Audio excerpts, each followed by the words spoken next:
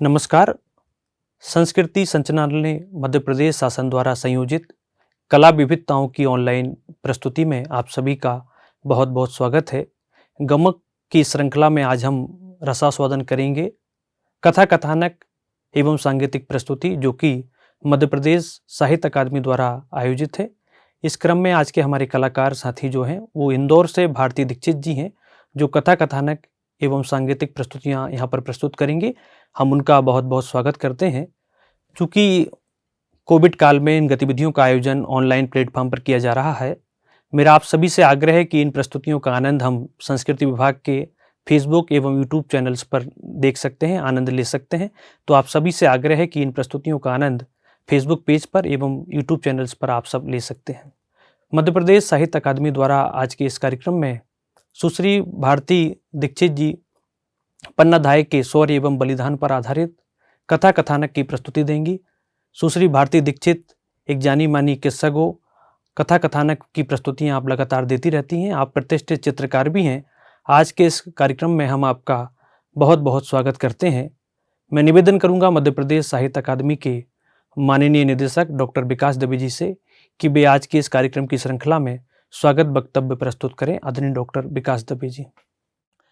नमस्कार मित्रों, एक बार फिर से स्वागत है आपका गमक श्रृंखला के अंतर्गत साहित्य अकादमी द्वारा आयोजित प्रस्तुति मूलक एक अनूठे आयोजन में।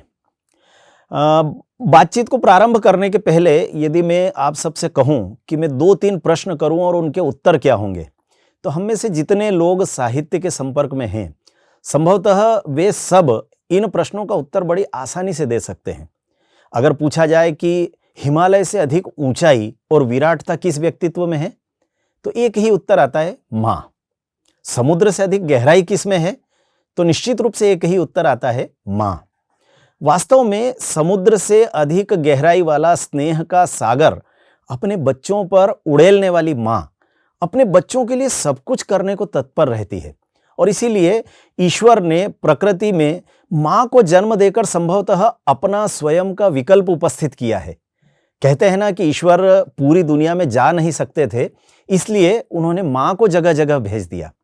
ईश्वर का रूप मां अपने बच्चों की सुरक्षा के लिए, अपने बच्चों के संरक्षण के लिए और उनके अधिकतम हित के लिए सब कुछ कर गुजरने को तैयार रहती हैं। लेकिन भारतीय इतिहास की उदात्तता देखिए। आज हम जिस मां की चर्चा करने वाले हैं उस मां का प्रसंग बड़ा अनूठा है।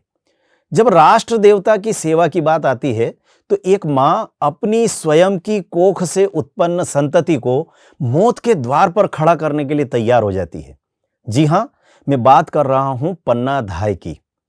मित्रों, राजस्थान मरुभूमि वीरता की भूमि है और इस वीर प्रसूता भूमि पर जन्म लेने वाली वह अनूठी मां पन्नाधाय अपने राष्ट्र के अधिकतम हित के लिए, अपने राष्ट्र के नायक की रक्षा के लिए अपनी स्वयं की संतान को मृत्यु की बलिवेदी पर चढ़ा देती है। इतना बड़ा बलिदान, और इस बलिदान को साहित्य जगत के कितने साहित्यकारों ने अलग अलग ढंग से अपनी कलम से उकेरने का प्रयास किया। मुझे लगता है कि पन्नाधाय पर आधारित कविताओं की सूची अगर हम खंगालना प्रारंभ करें तो बहुत लंबी सूची है। नाटक बहुत लिखे गए, उपन्यास लिखे गए, कहानियां लिखी गई और इन सब साहित्य की रचनाओं के मध्य निश्चित रूप से हम सबको लगता है कि पन्नाधाय का चरित्र हमारी आने वाली संतति तक पहुंचना चाहिए। कलाकारों के माध्यम से यह साहित्यकारों तक भी पहुंचना चाहिए और इसीलिए हमने आज के इस कथा कथन शैली के अनूठे आयोजन को संयोजित किया साहित्य अकादमी के माध्यम से। मध्य प्रदेश संस्कृति परिषद और हमारी आदरणीय संस्कृति मंत्री सुश्री उषा ठाकुर दीदी लगातार इस बात का आग्रह कर रही थी कि वे इस प्रकार के गौरवशाली प्रसंगों को गमक श्रृंखला के माध्यम से आप सबके लिए प्रस्तुत करने का उपक्रम करें और उनका आदेश सर माथे रखते हुए हमने आज का यह कार्यक्रम संयोजित किया है। इस कार्यक्रम की प्रस्तुति के लिए हमने आमंत्रित किया है भारती दीक्षित जी को। भारती दीक्षित जी कथा कथन के क्षेत्र में संपूर्ण भारतवर्ष में एक बड़ा नाम है। हम सबको ध्यान आता होगा कि भारतवर्ष में जितने बड़े लिटरेचर फेस्टिवल होते हैं, साहित्य उत्सव होते हैं, वहाँ पर कथा कथन के माध्यम से ऐसे अनूठे घटनाक्रमों को वे बड़े सुंदर ढंग से और अपनी संगीत टोली के साथ मिलकर प्रस्तुत करती हैं। अरुण जी जैसे साथी कलाकार उनके साथ होते हैं, संगतकार उनके साथ होते हैं और एक अत्यंत रोचक परिदृश्य हमारे मानस पर उभरता है इस कथा कथन के माध्यम से। तो आइए पन्नाधाय की वह अनूठी कथा सुनते हैं भारती दीक्षित जी के श्रीमुख से। हम सबको यह कार्यक्रम कैसा लगा, निश्चित रूप से आप सब अपनी सम्मतियां मुझे भी प्रदान करेंगे, कलाकारों को भी प्रदान करेंगे। तो चलते हैं पन्नाधाय की वीरता भरी कहानी सुनने के लिए भारती दीक्षित जी के साथ। शौर्य और बलिदान की कोई परिभाषा नहीं होती, ना कोई उम्र, ना कोई स्थान। शौर्य और बलिदान के पीछे होता है एक मकसद, एक उद्देश्य, एक जज्बा। इसीलिए तो इतिहास में हर कोई अपनी कहानी, अपनी छाप अपने कदमों के निशा छोड़कर नहीं जाता। शौर्य और बलिदान के लिए चाहिए एक अदम्य साहस, एक निष्ठा, एक स्पष्ट विचारधारा। शौर्य और बलिदान के लिए चाहिए जिंदगी और मौत भी। इसीलिए तो इतिहास में सिर्फ एक राणा प्रताप हुए, सिर्फ एक झांसी की रानी, सिर्फ एक भगत सिंह और सिर्फ एक पन्नाधाय। पन्नाधाय की कहानी अमूमन आप और हम अच्छी तरह से जानते ही हैं कि पन्नाधाय ने अपने पुत्र को मेवाड़ के उत्तराधिकारी की रक्षा हेतु हत्यारे के समक्ष प्रस्तुत कर दिया। किंतु एक प्रश्न है यहां पर, क्या पन्नाधाय की कहानी सिर्फ एक पंक्ति में सिमटी हुई है? क्या पन्नाधाय के उस बलिदान के पीछे उस धाय और उस दासी का सिर्फ एक पल का निर्णय ही मायने रखता है? मेरे हिसाब से तो नहीं, क्योंकि भावना से कर्तव्य महान है और व्यक्ति विशेष से राष्ट्र। कर्तव्य निभता है शौर्य से और राष्ट्र का निर्माण होता है बलिदान से। और पन्नाधाय ने वो सब करके दिखाया, ना सिर्फ अपने वचनों से बल्कि अपने कर्म से भी। तो आज हमने उसी पन्नाधाय की शौर्य और बलिदान की गाथा कहने सुनने की सोची है। ये हम सभी की ओर से एक तुच्छ भेंट है राष्ट्र के निर्माण के लिए। तो ये आदरांजलि प्रस्तुत है आपके समक्ष, गाथा पन्नाधाय के शौर्य और बलिदान की। आओ हम तुमको सुनाएं गाथा राजस्थान की।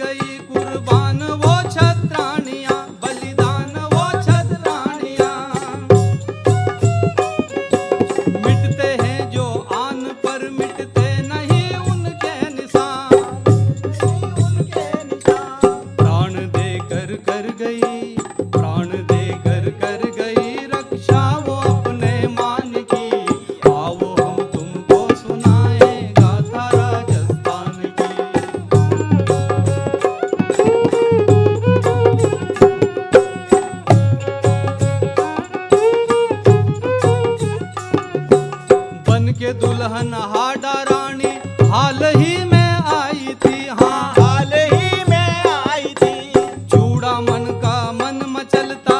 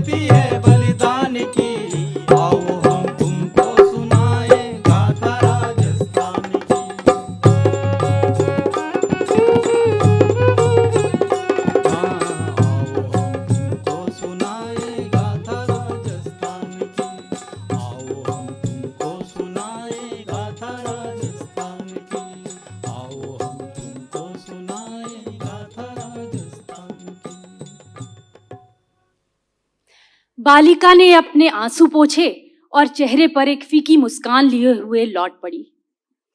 मैया के कहे उस सत्य ने उसका हृदय यूं विदीर्ण ना किया था जितना वो असत्य करने वाला था जो वो अपने 5 बरस के छोटे भाई से जाकर कहने वाली थी। खाने को कुछ नहीं लाई जीजी सा हुक्म? बालक ने कुछ इधर उधर खोजते हुए से पूछा। भूख से उसका उतावलापन स्पष्ट रूप से दिखाई दे रहा था। इसमें संभवतः उस नन्ही सी जान का क्या दोष जिससे सुबह से आज अन्न का एक दाना तक नसीब ना हुआ था। भोजन तो मासा हुक्म बना रही है कुंवर सा, और मीठा भी। बालिका को यूं सफेद झूठ बोलते हुए तनिक लाज नहीं आई। मीठा भी? मीठे की आस ने उस नन्हे बालक की भूख को क्षण भर के लिए भुला दिया। हाँ, और वो भी डोलचू भर। किंतु आगे का असत्य बोलने के लिए उस बालिका को ढेरों साहस जुटाना पड़ा। लेकिन उसमें तो अभी बखत लगने वाला है मेरे प्यारे कुंवर सा। तभी घने वन में दूर कहीं सियार की आवाज से वो नन्हा बालक सहम सा गया। ये क्या कुंवर सा, आप डर गए? क्या आप जानते नहीं सिंह के सामने कभी सियार नहीं आते? अपनी बड़ी बहन के मुख से ये बात सुनकर उस नन्हे बालक के मुख पर मुस्कान तैर गई। किंतु अभी भी वो बड़ा यक्ष प्रश्न उनके सामने मुंह बाएं खड़ा था। तो जब तक मासा हुक्म भोजन बनाती है तब तक हम क्या करें जीजी सा हुक्म?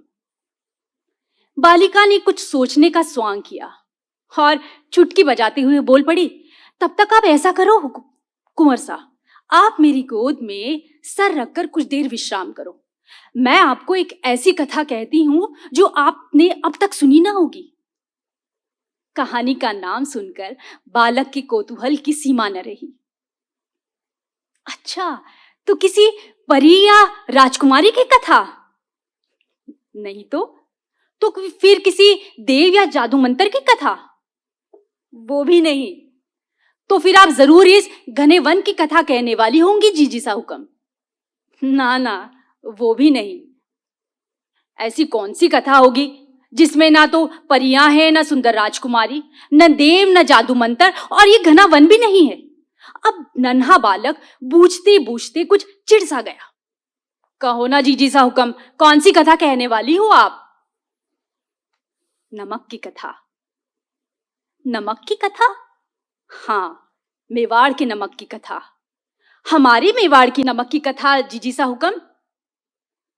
हाँ, हमारे मेवाड़ के नमक की कथा। नमक की कथा? ऐसी कथा तो कभी हो भी न सके है।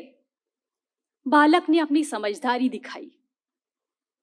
सच कहते हो कुंवर सा, ऐसी कथा हो भी न सके, और ऐसी कथा हो सकती भी नहीं। बालिका जैसे मन में खुद ही बातें किए जा रही थी। सुनोगे वो कथा? नन्हे बालक ने झट से हामी में अपनी गर्दन हिलाई और अपनी बहन की गोद में सिर रखकर लेट गया। तो सुनो वो कथा। वो कथा है दादोसा हुक्म की, हमारे दादोसा हुक्म की। हाँ, हमारे दादोसा हुक्म, कुंवर उदय और उनकी धाय माता पन्ना की कथा। और तभी बहती हुई हवा मानो थम सी गई, और थमती भी क्यों ना। मेवाड़ के अधिपति महाराणा प्रताप की 11 वर्ष की पुत्री अपने छोटे भाई को ये ऐसी कथा सुना रही थी जिसे समय ने कर्तव्य के थाल में नमक और रक्त संग गूथा था। तो सुनो वो कथा। खानवा के युद्ध में, बाबर के खिलाफ लड़े गए इस युद्ध में राजपुताने को भारी क्षति उठानी पड़ी थी। महाराणा संग्राम या महाराणा सांगा इस युद्ध में बुरी तरह घायल हो गए थे। यूं मुगलों के खिलाफ लड़े गए इस युद्ध में राणा सांगा ने अपरिमेय वीरता का परिचय तो दिया था, किंतु राजपुताना एकजुट न रह पाने के कारण मुगल फौज से हार गया। कितने ही राजपूत लोगों ने अपने आपसी रंजिश के चलते महाराणा सांगा का इस युद्ध में साथ नहीं दिया, जिसका नतीजा ये निकला कि हजारों वीर राजपूत सैनिकों का लहू पानी की तरह बहाए जाने के बावजूद मेवाड़ इस युद्ध में मुगल सेना से हार गया। केवल आने वाला समय ही जानता था कि मेवाड़ को इस युद्ध की, इस हार की कितनी भारी कीमत चुकानी थी। किंतु इस समय राजमहल में राज सिंहासन के लिए हो रही आंतरिक छीना झपट भी बहुत अधिक महत्वपूर्ण थी। महाराणा सांगा युद्ध में घायल हो अपने अंतिम दिन गिन रहे थे और दूसरी तरफ राजमहल में राज सिंहासन के लिए षड्यंत्रों की गांठ पड़ चुकी थी। यूं तो महाराणा सांगा का तरुण पुत्र विक्रमादित्य सिंहासन पर बैठाए जाने के काबिल था, किंतु अपने क्रोधी स्वभाव के कारण वो कितनी देर राजपूत सरदारों को खुश रख पाएगा, ये कहना बहुत मुश्किल था। और दूसरी तरफ राणा सांगा का छोटा पुत्र कुंवर उदय, जिसकी आयु अभी मात्र 2 वर्ष ही थी, उसे तो इस राजनीति की चौसर और सत्ता के पांसों से कोई लेना देना नहीं था। उसके लिए तो सिर्फ 2 बातें बहुत महत्वपूर्ण थी। पहली उसकी मां कर्णावती और दूजी उसकी धाय माता पन्ना।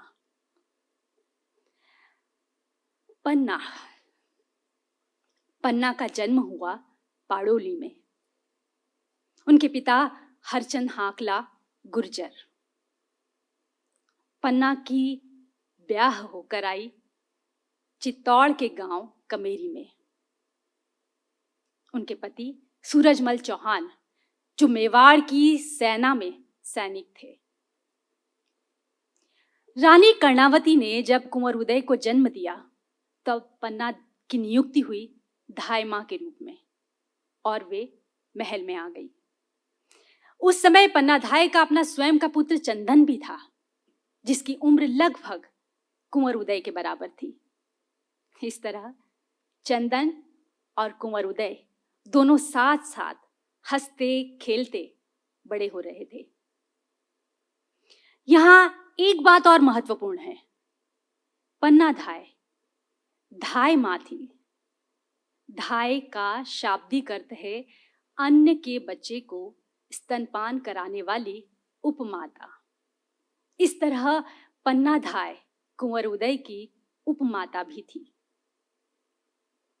और आज पन्ना धाय रानी कर्णावती के समक्ष खड़ी हुई थी, उससे अंतिम विदाई लेने के लिए, क्योंकि उसके पति सूरजमल चौहान खानवा के युद्ध में वीर गति को प्राप्त हुए थे। हम तुम्हें इस बात की अनुमति बिल्कुल नहीं दे सकते पन्ना। तुम जानती ही हो, तुम्हारे ऊपर तुम्हारे शिशु चंदन का ही नहीं, कुंवर उदय का दायित्व भी तुम्हारे कंधे पर है। इस तरह मेवाड़ राजवंश का दायित्व भी तुम्हारे कंधों पर है पन्ना। और राणा की हालत तुमसे छुपी नहीं है। महल में हो रहे षड्यंत्रों से भी तुम अनजान नहीं हो पन्ना। जी रानी सा, पन्ना धाय सिर्फ इतना ही कह पाई। इस भरे पूरे महल में तुम्हारे सिवा मैं किस पर भरोसा कर सकती हूं? तुम्हारे पति ने खानवा के युद्ध में अपनी जान मेवाड़ के लिए न्योछावर करके जो सेवा की है, उससे कहीं अधिक त्याग और बलिदान की आशा आज मेवाड़ तुमसे रखता है पन्ना। किंतु रानी सा, अभी तो विक्रमादित्य हुकुम शाह सिंहासन पर बैठने वाले हैं। आप इतनी अधिक चिंतित क्यों हैं? अरे, तुझे क्या लगता है, विक्रमादित्य क्या अपने क्रोधी स्वभाव के कारण अन्य राजपूत सरदारों को साथ रख पाएगा? आज कौन सा राजपूत सरदार उसके क्रोधी स्वभाव के कारण उससे अप्रसन्न नहीं है। और दूसरी तरफ वो दासी पुत्र बनवीर, वो किसी भी क्षण मेरे दोनों पुत्रों के लिए संकट का कारण बन सकता है। पूरा मेवाड़ उसके कुत्सित विचारों से अवगत है।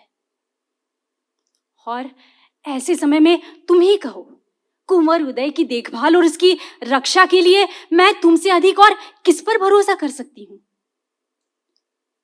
किंतु रानी सा, किंतु परंतु कुछ नहीं, इसे राजाज्ञा ही समझ। मैं तुझे इस बात की अनुमति बिल्कुल नहीं दे सकती।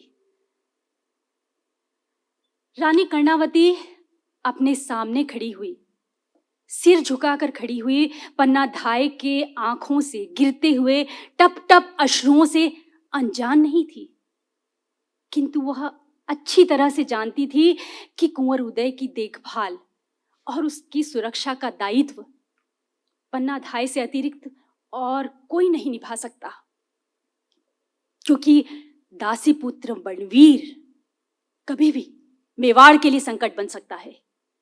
और आगे हुआ भी यही। महाराणा सांगा की मृत्यु के पश्चात विक्रमादित्य को राज सिंहासन पर बैठाया गया। विक्रमादित्य ने अपने जीवन में कई उतार चढ़ाव देखे। अपने क्रोधी स्वभाव के कारण वो राजपूत सरदारों को खुश नहीं रख पा रहा था, और इसका फायदा उठाया गुजरात के सुल्तान बहादुर शाह ने मेवाड़ पर आक्रमण करके उसने मेवाड़ पर कब्जा कर लिया। उसी समय रानी कर्णावती को हजारों ललनाओं के साथ जौहर करना पड़ा, किंतु मुगल अधिक देर तक मेवाड़ को अपने अधीन नहीं रख सके। राजपूत सरदार एकजुट होकर अपने मेवाड़ को पुनः प्राप्त कर लेते हैं। विक्रमादित्य को पुनः राज सिंहासन पर बैठाया गया, किंतु फिर वही प्रश्न, क्या वो अपने क्रोधी स्वभाव के कारण राजपूत सरदारों को साथ रख पाएगा? नहीं, वो अपने क्रोधी स्वभाव के कारण सबको एकजुट नहीं रख पा रहा था। महल में हो रही आंतरिक कलह, इसका फायदा उठाया बनवीर ने। उसने सभी राजपूत सरदारों को विक्रमादित्य के खिलाफ कर दिया, और एक दिन उसने विक्रमादित्य को सिंहासन से उतारकर बंदी गृह में डाल दिया और स्वयं को महाराणा घोषित कर दिया। तो क्या दादोसा हुक्म ने बनवीर को राणा बनने दिया, उसका विरोध नहीं किया? आप भी नीरे बॉडम ही निकले कुंवर सा। अरे तब दादोसा हुक्म की आयु ही कितनी थी? 2 वर्ष की, आपसे भी छोटे। वे भला बनवीर का क्या विरोध करते? बालिका को इस बात की तसल्ली थी कि उसकी इस कथा में उसका नन्हा भाई भूख प्यास सब भुला बैठा है। आगे कहो ना जीजी सा हुक्म। कहती हूं, सुनो। और एक दिन बंदी गृह में बनवीर विक्रमादित्य के सामने नंगी तलवार लिए यूं आ पहुंचा मानो वो एक खिलौना हो, किंतु विक्रमादित्य उसे देखकर जरा भी भयभीत नहीं हुआ। उसने गरज कर प्रश्न पूछा, इस तरह मेरे सामने यूं खुली तलवार लिए मेरे सामने आने का क्या औचित्य बनवीर? बनवीर नहीं, महाराणा बनवीर कहे। तुम दासी पुत्र और महाराणा, क्या तुम जानते नहीं कि तुम राज सिंहासन के सिर्फ एक संरक्षक के रूप में ही इस राज सिंहासन पर बैठे हो, और इसी शर्त पर राजपूत सरदारों ने मुझे उतारकर तुम्हें उस राज सिंहासन पर बैठाया था कि कुंवर उदय के युवा होते ही तुम्हें वो राजगद्दी उसे सौंपनी होगी, सिर्फ इसी शर्त पर। मैं कुछ नहीं भूला हूं विक्रमादित्य, इसीलिए आज तय करके आया हूं कि राणा सांगा का आज तो ना बड़ा पुत्र जीवित रहेगा और ना ही वो छोटा पुत्र।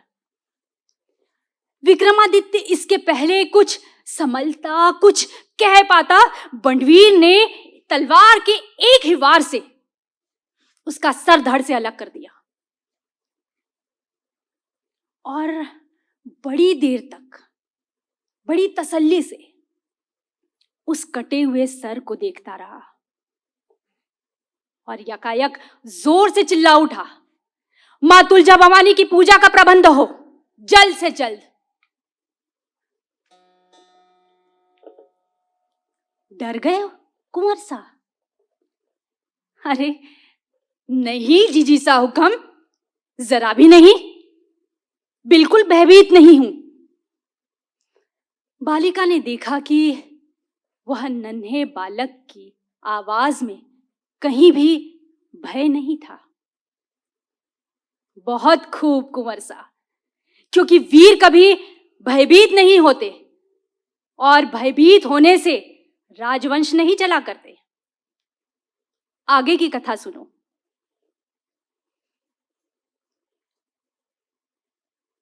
मां तुलजा भवानी की पूजा का महोत्सव, वो भी अकारण और असमय? जीत है मां, लेकिन बणवीर को इसकी क्या आवश्यकता आन पड़ी, वो भी इस हड़बड़ी में? पन्नाधाय ने यह प्रश्न अपनी दासी से किया जरूर था, लेकिन वो जानती थी कि इस प्रश्न का कोई भी उत्तर उसे मिलने वाला नहीं है। कब रखा है ये उत्सव बणवीर ने? चौथ की रात धाय मां। पन्नाधाय ने एक गहरी सांस ली और उस दासी को जाने का संकेत किया। पन्नाधाय को पूरा महल कुंवर उदय की धायमा होने के कारण धायमा के नाम से ही संबोधित करता। पन्नाधाय कुंवर की धाय तो थी, किंतु एक मां भी थी।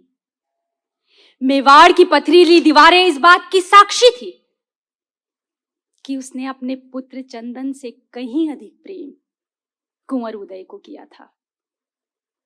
वो क्यों? क्योंकि इस जग में नमक और माटी का बोझ सबसे भारी होता है। रक्त में तो मिलावट फिर भी की जा सकती है, किंतु नमक और माटी में मिलावट एक परिवार को ही नहीं, एक राष्ट्र को भी मटियामेट कर देती है। पन्नाधाय मन ही मन कुछ दृढ़ निश्चय कर चुकी थी। पन्ना, अब नमक और माटी का कर्ज चुकाने का वक्त आ गया है। ये दृढ़ निश्चय उसने अपने मन ही मन किया। पन्ना जब से बंदी गृह के चौबदार से मिलकर आई थी, तब से उसकी आशंका विश्वास में बदल गई थी। तो क्या सचमुच बणवीर ने विक्रमादित्य हुकुमसा को मार डाला? और अब अगली बारी? नहीं, इसके बाद पन्नाधाय सोच भी नहीं पाई। किंतु उसने अगर तय कर ही लिया है कि कुंवर उदय को, नहीं, कुछ तो करना ही होगा। किंतु मैं अकेली अबला नारी कर ही क्या सकती हूं? परंतु करना तो जरूर होगा। और इसी उधेड़बुन में, सोच विचार में कई दिन निकल गए और मां तुलजा भवानी की पूजा का महोत्सव का दिन आ पहुंचा। चलो चलो वो सहेल्या लारे लारे, अरे हाँ लारे लारे, चला वो माता पूजने।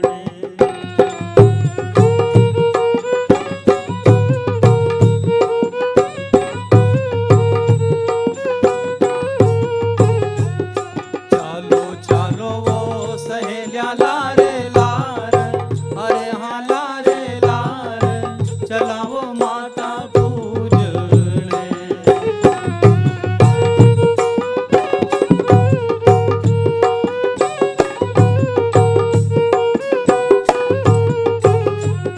हार धरी लीजो हो, फुलड़ा धरी लीजो हो,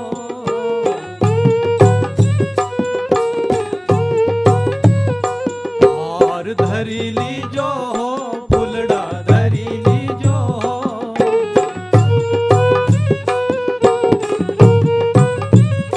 तम तो धरी लीजो 16 सीणगार, अरे हाँ सीणगार, चलावो माता पूजने।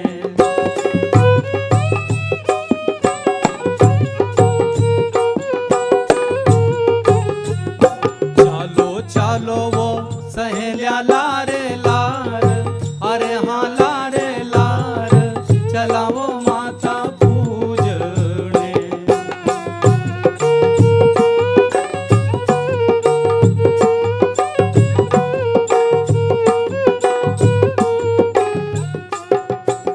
अरे घंटा बाजी रहा है, झांझर बाजी रहा है,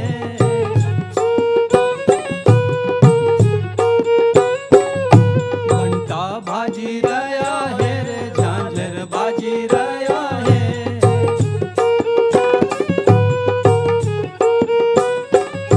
माता भवानी की महिमा अपार, अरे हाँ अपार, चलावो माता पूजने।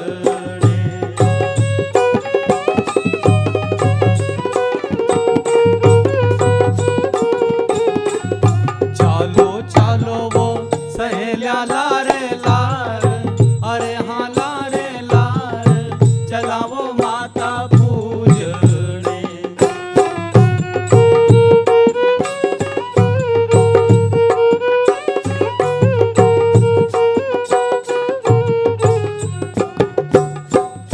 गूगल गाड़ी दीजो हो, चुनरी ओढ़ाई दीजो हो,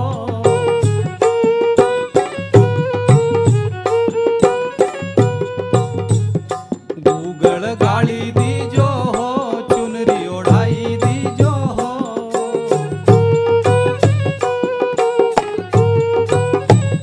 सुखी होवेगा घर परिवार, अरे हाँ परिवार, चलावो माता पूजने।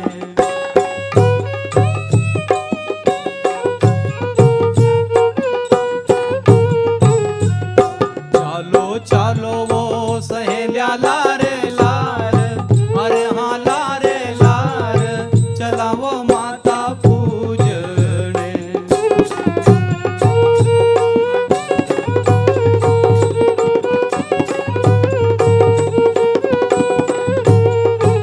हाँ वो चालो चालो वो सहेल्या लारे लार, अरे हाँ लारे लार, अरे हाँ लारे लार, हाँ वो लारे लार, चलावो माता पूजने। आज माता तुलजा भवानी की पूजा का महोत्सव था। पूरा मेवाड़ दीपों से जगमगा रहा था, किंतु राजवंश के कुल दीपक पर ये कैसा संकट आन पड़ा था, ये बहुत कम लोग ही बूझ पाए थे। उस राजवंश के कुल दीपक की लौ से ही पन्नाधाय का पूरा जीवन, संपूर्ण व्यक्तित्व अलौकिक था। पन्नाधाय ने अपने पुत्र चंदन के हिस्से की ममता भी कुंवर उदय पर न्यौछावर कर दी थी, किंतु इस सब के चलते वो महल में हो रहे षड्यंत्रों से असावधान नहीं थी, ना ही बनवीर की ओर से निश्चिंत। वो अच्छी तरह से जानती थी, अच्छी तरह से समझती थी कि सत्ता का लोभ मनुष्य को जो भी करवा दे वो थोड़ा है। यही कारण था कि वो किसी भी पल कुंवर उदय को अकेला नहीं छोड़ती थी। वो जानती थी सुरक्षा कर्मियों के भरोसे भी नहीं छोड़ सकती थी।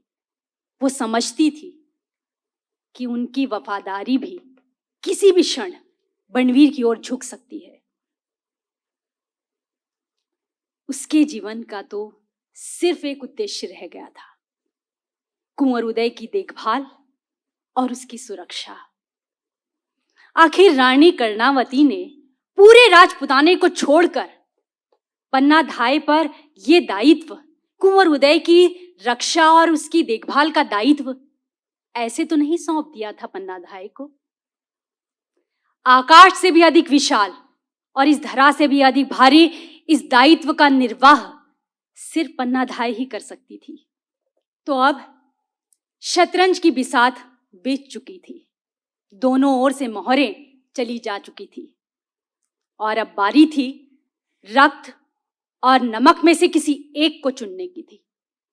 तो इतिहास साक्षी है इस बात का कि पन्ना धाय ने रक्त और नमक में से नमक को चुना, अपनी मातृभूमि को चुना, अपनी माटी को चुना। आज मां तुलजा भवानी की पूजा का महोत्सव का दिन था। पूरा मेवाड़ भक्तिमय हो उत्सव में डूबा हुआ था। कहीं घूमर तो कहीं नृत्य, कहीं संगीत। दीपदान की पूजा से मां का मंदिर दूर से ही जगमगा रहा था। किंतु राजमहल के कोने में बसे पन्ना धाय के आवास पर कुछ और ही चल रहा था। नहीं पन्ना धाय, मुझे डर लग रहा है, कहीं उन्होंने मुझे पकड़ लिया तो? डर? और राजपुतानी को डर? पन्ना धाय की इस कठिन समय में भी हंसी छूट पड़ी। हरी, राजपुतानी तो ऐसे ही अवसर की प्रतीक्षा करती है कि कब उसे अपने रक्त और नमक में से नमक को चुनना पड़े, अपनी माटी को चुनना पड़े, और वो कब अपनी माटी का कर्ज चुका सके। और यूं भी तुझे तो एक स्थान विशेष तक ही अकेले पहुंचना है। कुछ ही देर बाद मैं तो तेरे साथ रहूंगी ही। अब तू जल्दी से यहां से निकल जा, कुछ ही देर में मैं वहां पहुंचती हूं। किंतु धाय मां, किंतु परंतु कुछ नहीं। एक एक क्षण बहुत अनमोल है। अगर ये पल भी निकल गया तो कुछ अनर्थ ना हो जाए। तुम मेरी सबसे विश्वास पात्र दासी हो किंची, और मेवाड़ का भविष्य तुम्हारे हाथों में है। तू जल्दी से इस झूठे पत्तलों की टोकरी अपने सर पर रख और इसमें छुपे हुए कुंवर उदय को इस महल से, इस किले से बाहर ले जा। किंतु धाय मां, आपका क्या होगा? अरे तू मेरी चिंता मत कर। यूं भी बनवीर का लक्ष्य कुंवर उदय है, मैं नहीं। और यूं भी नियमानुसार धाय मां का वो कुछ नहीं बिगाड़ सकता। और मेरी आशंका यदि सही है तो बनवीर किसी भी समय यहां आन पहुंचता होगा। तू बस जल्दी से कुंवर उदय को यहां से ले जा। तुझे मालूम ही है हमें कहां मिलना है। जी जी धाय मां। दासी अभी भी संशय में थी। जा, मां तुलजा भवानी तुम दोनों की रक्षा करे। धाय मां, लेकिन आप अभी यहीं रहेंगी? दासी का संशय खत्म होने का नाम ही नहीं ले रहा था। हाँ, मुझे अभी कुछ पल यहीं रुकना होगा। और तुझे क्या लगता है कि बिना किसी को जाहिर हुए हम किले से एक साथ दोनों बाहर निकल सकती हैं? और यूं भी मेरे साथ होते हुए तुझे बनवीर या उसके सैनिक यूं किले से बाहर जाने देंगे? पूरा मेवाड़ जानता है कि पन्ना धाय खुद तो मर सकती है, पर अपने कुंवर उदय को कभी अकेला नहीं छोड़ सकती। पूरा मेवाड़ इस समय भक्ति में डूबा हुआ है और मैं अपने आवास पर ही हूं, तो सैनिक भी इतने चौकन्ने ना होंगे। तू बस जल्दी कर और कुंवर उदय को बाहर ले जा। तभी दूर से आता हुआ एक अजीब सा शोर पन्ना धाय और उस दासी से छुपा न रह सका।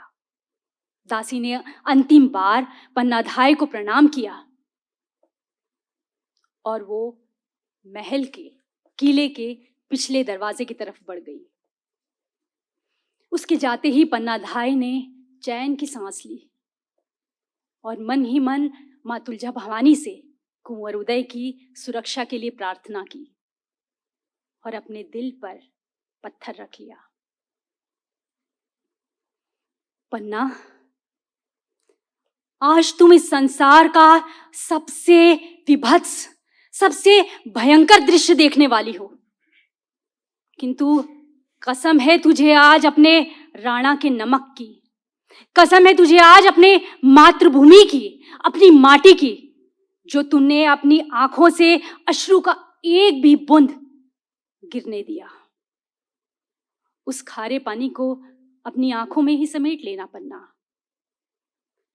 पन्नाधाय मानो खुद से ही बातें किए जा रही थी। वो खुद से बातें किए जा रही थी और अपने पुत्र चंदन को कुंवर उदय के वस्त्र पहनाती जा रही थी। जाओ पुत्र, आज तुम्हें अपने दादों सा हुक्म, अपने पिता की तरह इस मातृभूमि पर न्योछावर करने का दिन आ गया है।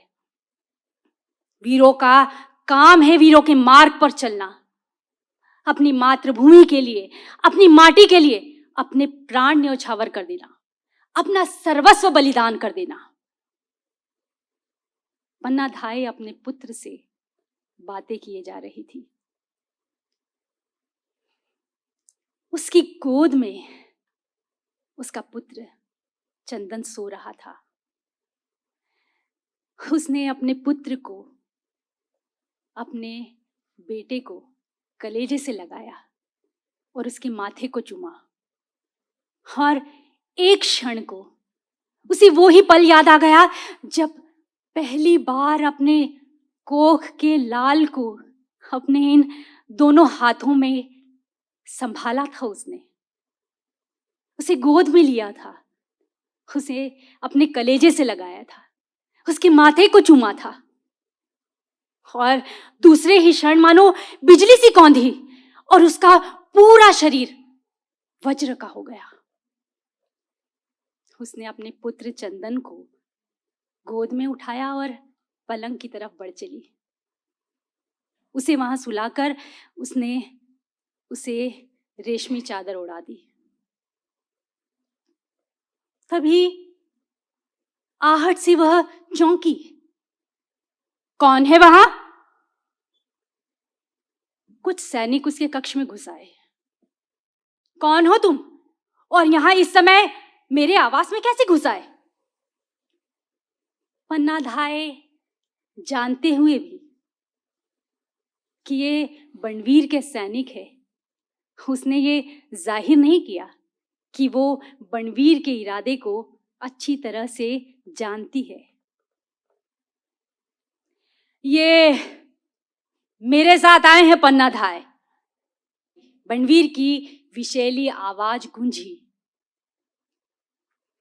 तुम दासी पुत्र आज मां तुलजा भवानी के महोत्सव के दिन इस तरह मेरे कक्ष में क्यों आए हो? दासी पुत्र नहीं, महाराणा बणवीर के है। तुम और महाराणा? पन्नाधाय की वाणी में मानो एक आंच थी, एक ज्वाला सी धधक रही थी और उसकी आंच वहां खड़ा प्रत्येक सैनिक अनुभव कर रहा था। तुम कुछ भी कहो पन्ना, बस ये बता दो कि महाराणा सांगा का वो छोटा सपूला कहाँ है? कहाँ है मेरी राह का सबसे बड़ा विषकंटक? मैं समझ गई तेरे कुत्सित भाव नराधम, तू अपने पाप कर्म में कभी सफल नहीं हो सकेगा। पन्नाधाय ने अपनी कमर में खोसी हुई कटार निकाली और बणवीर की ओर झपट पड़ी। वो जानती थी कि वो बणवीर का कुछ नहीं बिगाड़ सकती, किंतु शांत भाव से समर्पण बणवीर को संदेह उत्पन्न करता।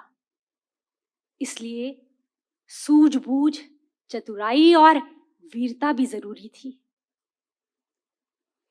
बनवीर ने अपनी तलवार के एक हल्के से वार से ही पन्नाधाय की कटार को रोक दिया और अगले ही पल पन्नाधाय को बनवीर के सैनिकों ने घेर कर खड़े हो गए। पन्नाधाय, मैं यदि चाहूं तो तुझे इसी क्षण लेकिन तेरी सजा यही होगी कि तू अपनी आंखों के सामने कुंवर उदय को मरते हुए देखे, वो भी मेरे हाथों।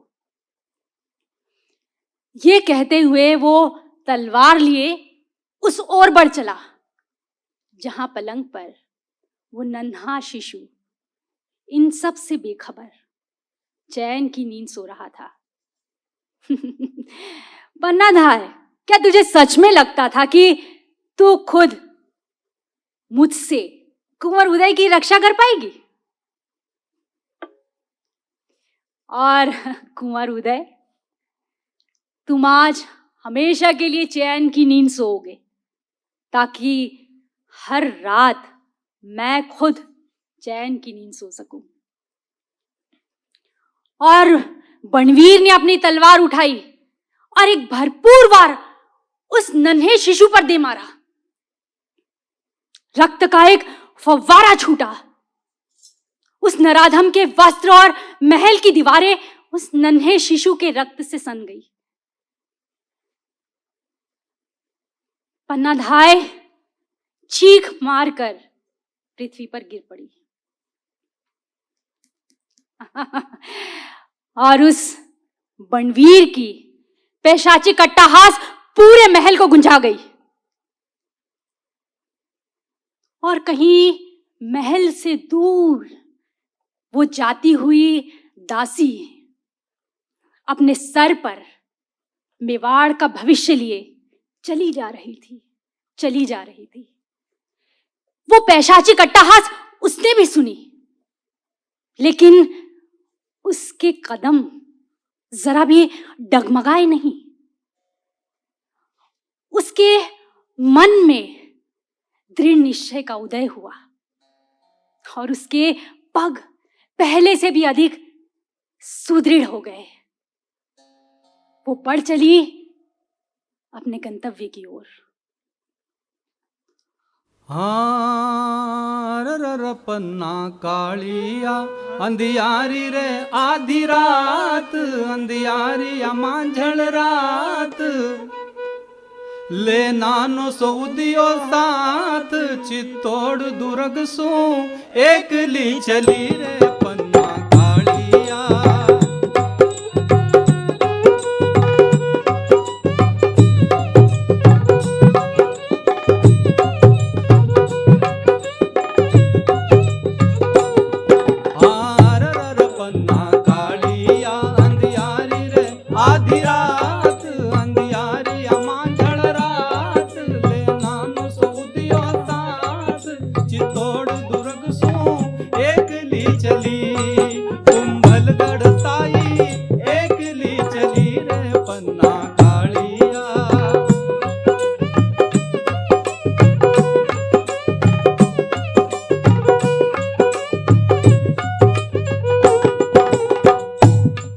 मेवाड़ धरा पे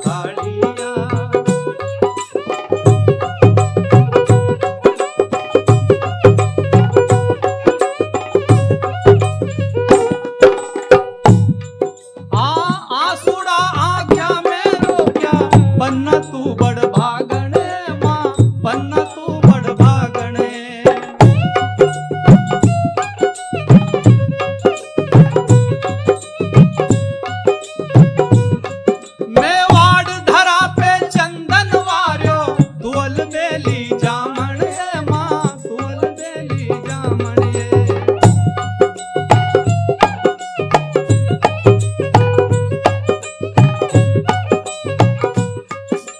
हाँ राख्यो आत्म तो अरर राख्यो आत्म तो सीसो ध्यारो कुल भाण वो एक लिंग दीवान आंसू की एक बूंद ना पड़ी वो पन्ना कालिया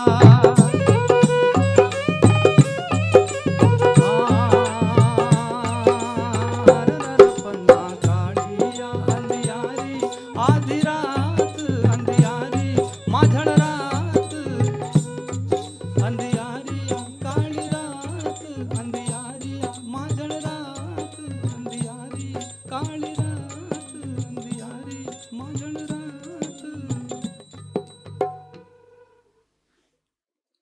आप रो रही हो जीजी साहूकम? नहीं तो कुंवर साहब, झूठ। अभी अभी आपकी आंखों से एक अश्रुबूंद मेरे गालों पर टपका है। अरे वो तो कोई बादल बरसा होगा। फिर झूठ जूजी साहूकम, मैं आपको देख रहा हूं, आप रो रही हो। और वीर कभी रोया नहीं करते। ये देखो, मैं रोया क्या? और सच में वो नन्हा बालक अपनी बहन की गोद से उठकर खड़ा हो गया।